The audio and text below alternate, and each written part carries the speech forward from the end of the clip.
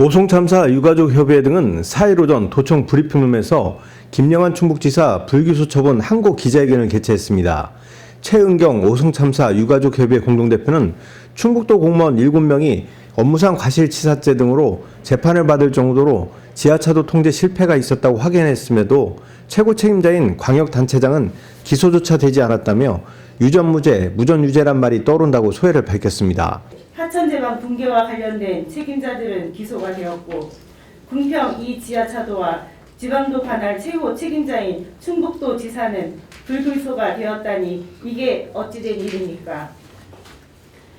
참사가 일어나기 전 지역 주민의 신고가 있었고 관할 책임이 도로만 통제했어도 억울한 대규모 희생은 막을 수 있었습니다.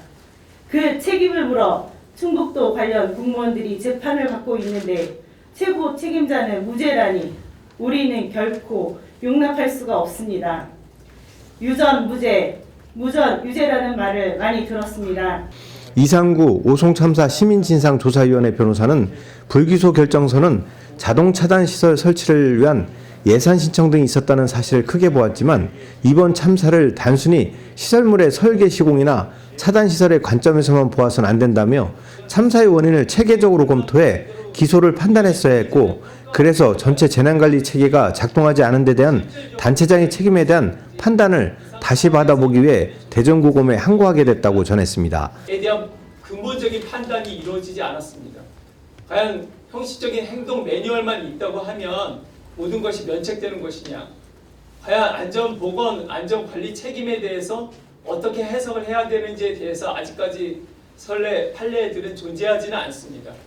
그렇다면 우리가 중대재해처벌법에서 규율하는 안전보건 확보 의무에 대해서 향후라도 그렇다면 이런 매뉴얼, 형식적인 문서 자체만 구비하고 있으면 모든 것이 면책이 되는 것인지에 대한 의문을 제기하지 않을 수 없습니다.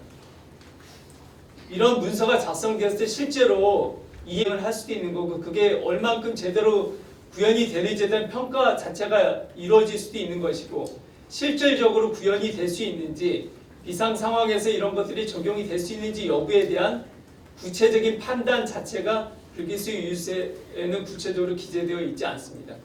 저희가 가장 아쉬워하는 부분이 그런 부분이고 이런 부분에 대해서 제대로 한번 판단을 구하는 입장에서 항고를 제기하는 것입니다. 충북메이커스 TV 경철수입니다.